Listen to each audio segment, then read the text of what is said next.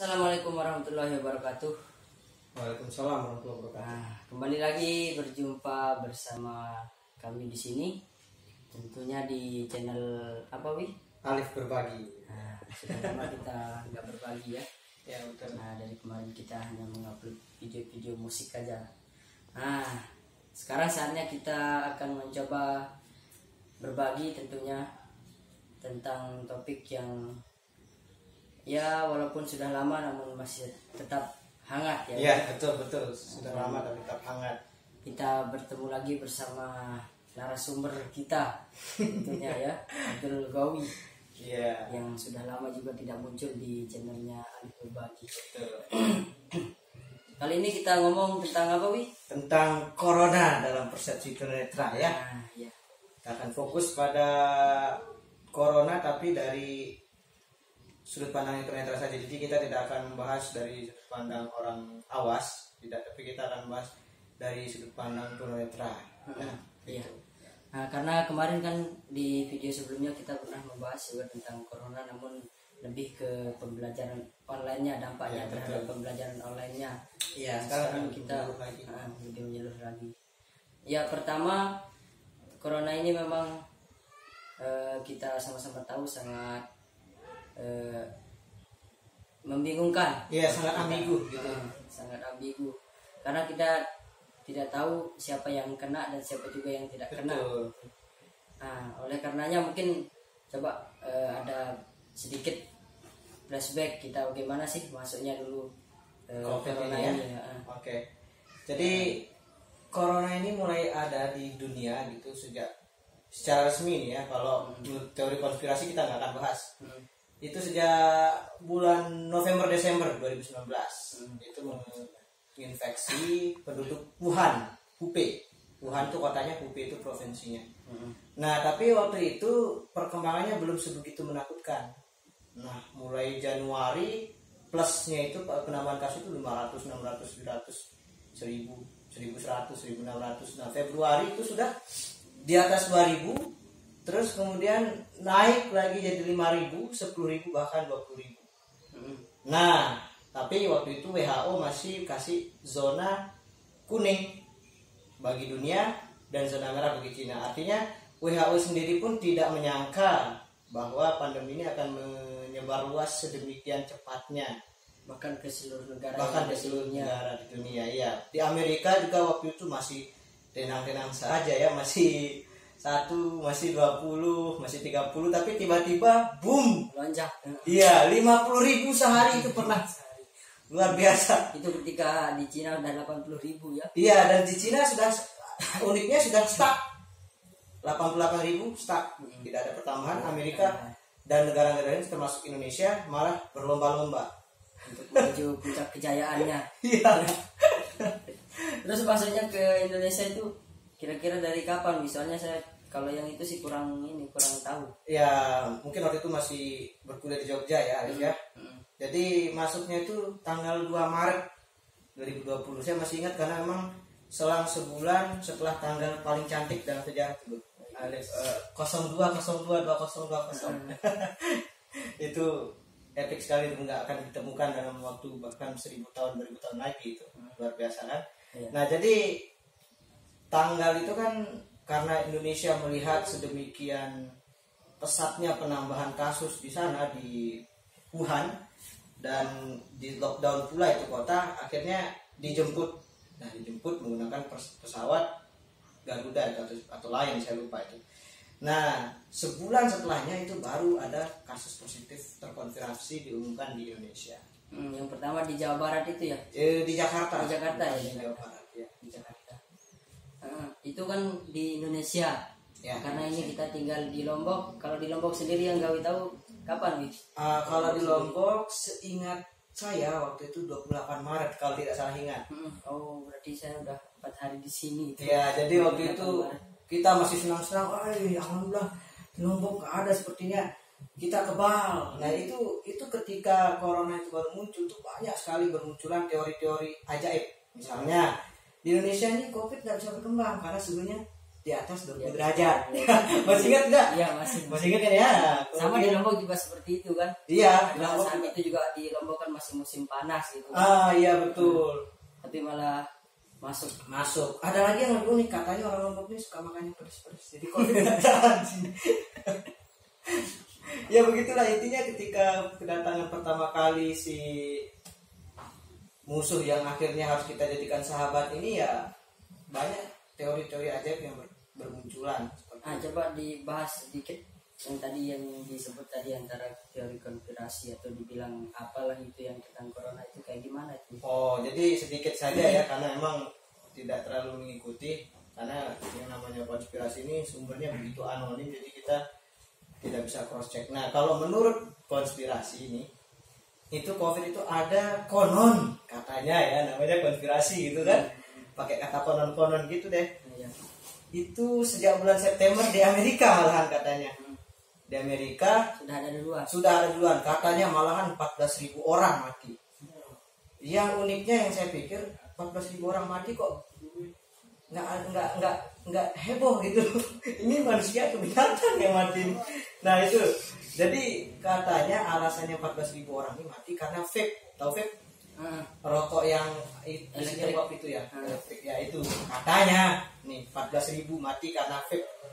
Ya itu kalau versi konspirasi begitu, dan banyak lagi versi-versi yang lain yang katanya tambahin zat-zat apa gitu. Di COVID itu kan mengandung banyak sel apanya yang ditingkatkan. Saya tidak begitu mau menghafalinya ya, karena saya pikir percuma dan tidak mengerti juga. Nah itulah sedikit yang penting ada kita bahas sedikit. Nah untuk kesulitan dari tunanetra terhadap corona gimana? Oke. Kan seperti ada pesan yang dihimbau kepada kita semua, kan ada menjaga jarak, terus memakai masker, terus mencuci tangan. Ya. Kan yang susah bagi tunanetra di sini kan untuk menjaga jarak kita yang susah. Betul. Kan? Iya. Gimana itu? Jadi memang tunanetra di kala pandemi COVID ini memang ya dilema ya. Di satu sisi kita ketakutan mau kena, tapi di satu sisi juga untuk mematuhi seluruhnya aturan kesehatan, aturan protokol itu juga agak sedikit susah. Misalkan kalau di asrama, ya bagaimana kita bisa menjaga jarak? Kita tidur berdua gitu kan kadang-kadang, atau tidurnya kita itu bertingkat-tingkat, bagaimana tergantung asrama itu beda-beda. Terus kemudian juga awalnya saya pernah berpikir gimana kalau ketika misalkan kita di sekolah atau di mana yang sifatnya inklusi, artinya tunanetra bergabung dengan orang awas, itu nanti tongkatnya itu yang dipegang sama si orang awas. Cuman masalahnya sekarang kesannya itu kayak sapi gitu. Kayak sapi tarik-tarik gitu, seret-seret. Nah itu juga suatu hal yang mungkin terlihat remeh, tapi ya mungkin juga ya. Ya bagi sebagian orang jadi sensitif seperti itu. Nah itu salah satu kesusahan yang sedikit mengganggu juga. Tapi kan paling tidak sudah ada salah satu saran lah. Iya. Daripada nggak ada gitu kan. Betul. Daripada tidak menaati pesan gitu kan. Tapi ada cerita yang menarik ya dari teman saya yang justru dari Jogja, Rif. Nah jadi di Jogja katanya, di Lombok ini untungnya tidak, itu om-om Grab dan Gojek itu, driver nggak cuma si om Grab dan Gojek, pokoknya ojek lah gitu ya, ojek online. Ojek online itu nggak berani pegang katanya gitu. Naik jangan pegang lah. Pertanyaan sekarang gimana kita bisa naik kalau nggak pegang bahu si driver gitu kan? Nah kemudian pas kita duduk di atas bangku itu kan biasanya kalau normalnya kita kan pegang bahu. Nah itu nggak dikasih, pegang di belakang gitu. Dan ketika diturunkan sudah kayak turun barang, nggak didampingi atau nggak diseberangi gitu, saking takutnya. Nah itu cerita curhatan teman saya waktu itu, sekitar bulan Maret, April, Mei, Juni gitulah, antara rentan ketika corona ini masih benar-benar fresh from the oven, masih benar-benar hangat dan baru dibicarakan gitu. Itu ceritanya teman saya itu seperti itu. Iya itu emang agak susah sih juga, karena ya kita mau nyalahin yang driver juga kan nggak bisa juga, karena dia juga mau menaati pesan gitu kan. Iya. Tidak menyebarkan atau tidak menularkan.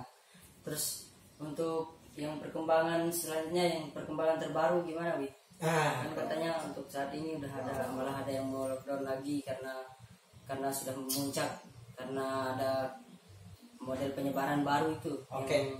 Yang kalau nggak salah dari Inggris, dari mana itu yang awal? Ya dari Inggris itu. Itu gimana? Ya jadi kembali lagi ke masa-masa awal itu ya, ada pernyataan ajaib dari salah seorang, saya tidak tahu pejabat atau apa, sudah lupa sih, bukan tidak tahu, yang mengatakan kalau musim panas ini corona akan hilang. Ingat tidak itu? Iya, iya. Ingat tidak? Corona itu akan hilang musim panas, dia nggak tahan sama panas katanya. Buktinya mana Pak? Gitu. Malah tambah ini kan? Malah tambah gini, tambah dahsyat. Jadi makin kesini, awalnya juga saya berpikir mungkin awal tahun kita bisa sedikit bersuka cita, malahan kesini makin kesini 10.000 kasus pertambahannya. Luar biasa ya. Iya. Ini sudah seperti 1 tahun yang lalu di Cina. Nah kemudian masalahnya sekarang nggak ada jalan keluar kecuali vaksin. Nah itu juga udah kita tahu, udah ada vaksin. Iya, sudah ada vaksin yang sudah datang ke sini 1,2 juta dosis katanya. Tapi itu masih di dalam proses kan? Masih dalam proses persetujuan BPOM. Nah cuman masalahnya sekarang, Tapi udah ada ini loh, udah ada apa namanya? Udah ada perkiraan untuk akan disebarkannya itu kalau nggak salah tanggal berapa? 14 Januari kalau nggak salah. Katanya udah ada mau penyebaran yang di sini, yang di Indonesia. ya kalau saya sih memandang ini sebagai wacana saja ya. Kita sudah terlalu sering wacana-wacana yang meleset seperti itu, jadi ya tidak perlu kita terlalu hiraukan. Cuman yang paling penting pokoknya itu adalah ketika BPOM sudah mengizinkan, langsung disebarkan. Misalkan nanti malam diizinkan, besok pagi disebarkan gitu. Iya, apalagi sekarang kita nggak tahu, kadang-kadang terlalu cepat ya. Iya, semuanya itu bergerak cepat. Besok katanya besok malah bisa jadi nanti malam malah udah tersebar. Nah itu dia betul. Nah jadi yang jadi masalah di vaksin ini, orang-orang banyak menolak vaksin. Resistensi vaksin saya perhatikan begitu tinggi. Bukan hanya di Indonesia yang mohon maaf minat baca dan literasinya meledak, tapi di Amerika dan Australia. Bahkan saya berdiskusi dengan salah seorang teman Australia pun juga dia menolak vaksin.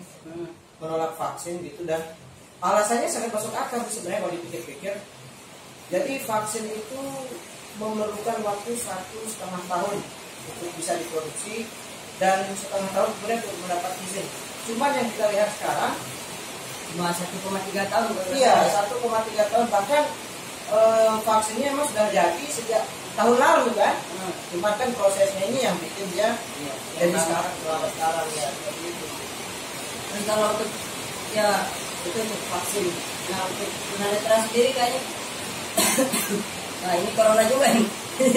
Batuk. Nah iya, bukan ya. Yang kita tahu juga untuk tunanetra, pernah ada dengar nggak untuk yang pernah ada yang tes rapid atau tes swab test atau apa yang untuk tunanetra, Wih? Saya dulu pernah dengar dari seorang teman di Banyuwangi, cuma belum bisa dipastikan kebenarannya. Katanya malah ada tukang pijat yang meninggal di Jakarta. Tapi tidak pernah ada informasi lanjutnya gitu. Tidak pernah ada berita yang konkretnya ya? Iya, tidak pernah. Itu cuma omongan dari mulut ke mulut. Ya saya juga selama ini emang belum pernah dengar sih kalau tunanetra ada yang kena, mungkin OTG mungkin. Iya OTG, atau emang tunanetra ini terlalu kebal, atau tidak pernah ada yang rapid mungkin. Iya betul ya. Intinya corona ini sangat ambigu. Kita bilang dia tidak berbahaya, buktinya banyak yang mati. Kita bilang dia berbahaya, banyakkan yang sembuh, memang yang matinya. Iyalah, Betul kan? dan untuk yang kena corona juga susah kita ini kan, susah kita tahu kan. Iya. Walaupun bagaimana kuat kita menjaga kebersihan, kadang juga kena juga kan. Iya betul. Di pejabat-pejabat kan kurang apa? Kurang apa mereka sudah kaya, semua sudah oke, kesehatan vitamin mereka bisa beli, Kita malah kena juga kan. malah kena juga. Kita mungkin kayaknya kita juga pernah kena, cuma nggak pernah rapid kan. Ya betul, OTG kita. Orang-orang di pasar itu yang begitu jorok dan bau, yang mungkin ke pasar tidak pernah mandi, malah santai dan anteng-anteng saja begitu. Nah kembali ke vaksin, gimana kalau seandainya nanti ada yang menawarkan untuk divaksinasi pegawai, misalnya ada yang menawarkan vaksinasi. Jadi begini yang perlu dipahami ya untuk teman-teman semua, vaksinasi itu tidak akan diberikan secara sembarangan. Ada kriteria ketentuan untuk vaksin. Yang pertama, kalau hypertensi tidak dikasih vaksin. Jadi orang yang hypertensi nggak akan dikasih vaksin. Kemungkinan juga orang yang memiliki masalah jantung juga nggak akan. Makanya usia vaksinasi itu tentukan dari 18 sampai 59 tahun. Karena pada umumnya biasanya ini, walaupun sekarang sudah agak sedikit bergeser karena pola hidup yang cukup sehat, rentan umur itu nggak ada penyakitnya kan? Iya. Iya betul kan. Jadi anak-anak muda kayak kita gini kalau muda itu kan relatif tidak sakit jantung, tidak sakit diabetes, tidak sakit hipertensi begitu. Nah makanya tapi ini khusus yang Sinovac ya, yang dari China itu. Kalau yang Moderna atau yang dari Amerika dan Inggris itu mungkin memiliki spesifikasi yang berbeda ya, sebagaimana HP, beda harga, beda produsen yang memproduksinya tentu produsen beda produsen itu beda pula spesifikasi dan cara pemakaiannya seperti itu kan.